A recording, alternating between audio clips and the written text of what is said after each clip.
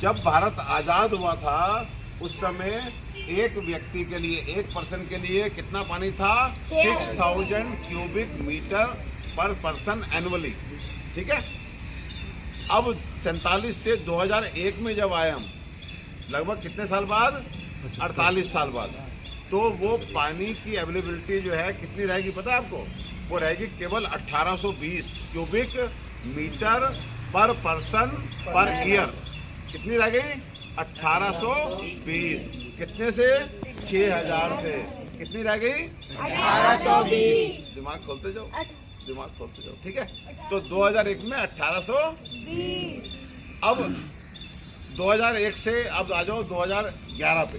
कितने पे? 11 पे। वो जो 1820 थी वो रह गई 1540। कितनी रह गई? 1540। आज़ादी के समय कितनी थी? और 2001 में कितनी थी? और फिर 2011 में कितनी हो गई?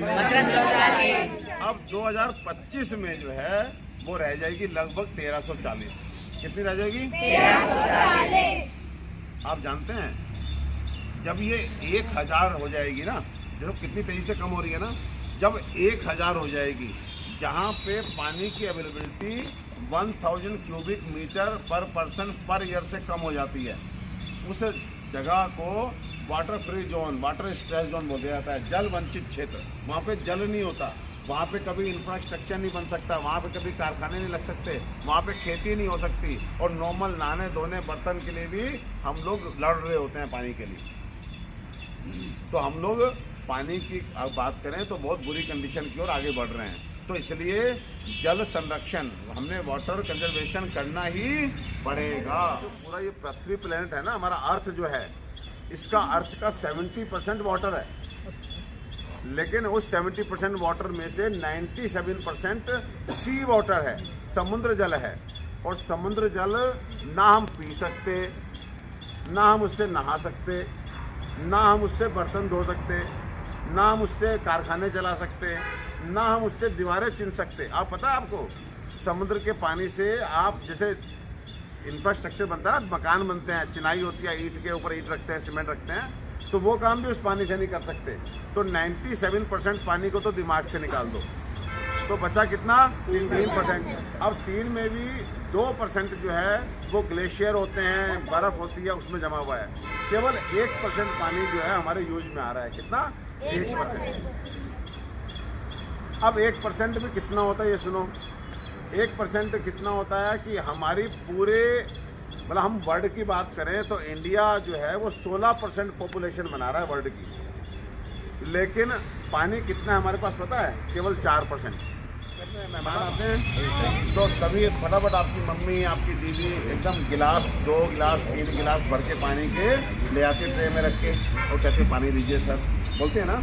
लेकिन आपने गौर किया कि वो 3 लोग जो होते हैं उनमें से कोई पानी 1 सिप देता है, कोई 2 सिप देता है, एक पीता ही नहीं है, और वापस से मम्मी गिलास उठा करके कहाँ ले जाती है? किचन में, और सिंक में डाल देती है ना। अब ये बताओ, जो पानी 1 घुट पिया, इतना पानी वेस्ट गया, एक ने पानी को मुंह भी नहीं लगाया, गिलास भी साफ था, पानी भी साफ था, लेकिन गया कहाँ? सिंक में। और फिर उसके बैठ के मम्मी बर्तन धो रही होती है, वो गिलास धो रही होती है, वो भी नल चल रहा होता है इतना। तो आपने आज से घर पे जाके बताना है कि अगर मम्मी को समझाना है कि जब आप किसी को खाने पे बताते हो और आप क्या करते हो, एक चोंगे में सब्जी, एक चोंगे में चावल, एक जगह सारी रोटियां रख देते हो, चावल रख देते हो और प्लेटें रख देते हो सबके आगे, फिर जिसको जो खाना होता है उतना डाल लेता है ना। तो जब अगर मान लो कोई आदमी आपके घर में आए और वो ऐसे कटोरी पूरी आलू की भर ले, फिर पूरी कटोरी छोले की भर ले, फिर पूरी कटोरी पनीर की भर ले, और फिर थोड़ा थोड़ा खा के जाने लगे, तो आपको अच्छा लगेगा कि गंदा है? जब नहीं खाना था तो क्यों लिया? जितना खाना था उतना लेना चाहिए ना। तो पानी के बारे में ऐसे सोचते क्यों नहीं हो भाई? पानी इतना छोड़ के चला जाता है तब क्यों नहीं बुरा लगता? क्योंकि शायद हम अभी जानते नहीं कि पानी की इम्पोर्टेंस क्या है, पानी आगे कितना कम हो जाएगा। तो अब वो ध्यान देना है। तो हमने क्या करना है, हमने जब भी पानी लेकर के जाना है किसी मेहमान को, सुनो, तो क्या करना है, पानी की बोतल या जग और खाली गिलास लेकर के जाने हैं। तो उसको जिसको पीना होगा वो डाल लेगा, जिसको नहीं पीना नहीं डालेगा। ठीक है। अब एक बात बताओ, एक जादू की ट्रिक तुम्हें देता हूँ। अगर गिलास तुम्हारी मम्मी रख के चली गई और वहाँ पे 3 गिलास पड़े हैं, जग पड़ा है, अब लोग चले गए, पापा भी चले गए, उनके दोस्त आए थे वो भी चले गए। अब मम्मी आएंगी तो उन्हें कैसे पता कि कौन सा गिलास झूठा और कौन सा सही है, किसको नहीं धोना वापस से, कैसे पता लगेगा? उसकी एक बढ़िया ट्रिक है। चाहे मम्मी वहाँ खड़ी ना हो, उनको पता लग जाएगा कि कौन सा गिलास झूठा है, किसको धोना है और किसको वापस से रैक में, बर्तन वाली रैक में लगाना है। आप मम्मी से बोलो जग लेके जाओ और गिलास हमेशा उल्टे लेकर के जाओ। क्या? उल्टा। तो अब जिसने पानी पीना होगा वो क्या करेगा? सीधा। और जो नहीं यूज होगा वो कैसा रहेगा? तो मम्मी को बिना देखे समझ में आएगा कौन सा झूठा कौन सा साफ है। कैसी ट्रिक है? बढ़िया ट्रिक है, मजा आ गया। अगर हमारा जो देश है उसमें लगभग 30 करोड़ परिवार हैं। 30 करोड़ कितने? 30 करोड़। अब 30 करोड़ परिवारों में अगर रोज एक बार भी ऐसा हो जाए कि गिलास उल्टा करके सर्व किया जाए एक बार, तो हम लोगों के पूरे कैलकुलेशन है लगभग 300 करोड़ लीटर पानी हर दिन बचेगा, पीने वाला पानी 300 करोड़ लीटर। पता कितना होता है?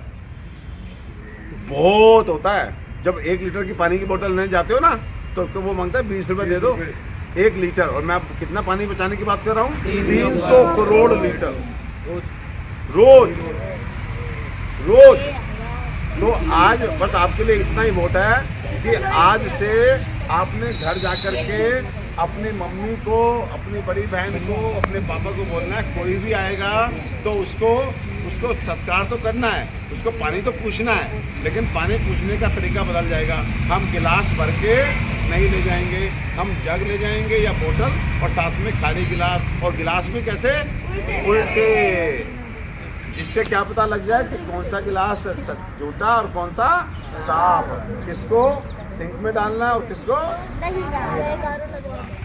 जल संरक्षण कौन करेगा? हम करेंगे, हम करेंगे। जल संरक्षण कौन करेगा? हम करेंगे। कौन बनेगा जल दूत? हम करेंगे जल दूत। कौन बनेगा जल दूत? हम करेंगे जल दूत। जल दूत। हम करेंगे जल दूत। कौन करेगा जल संरक्षण? हम करेंगे जल संरक्षण। कौन करेगा जल संरक्षण? हम करेंगे जल संरक्षण। कौन बदलेगा मेहमान नवाजी का तरीका?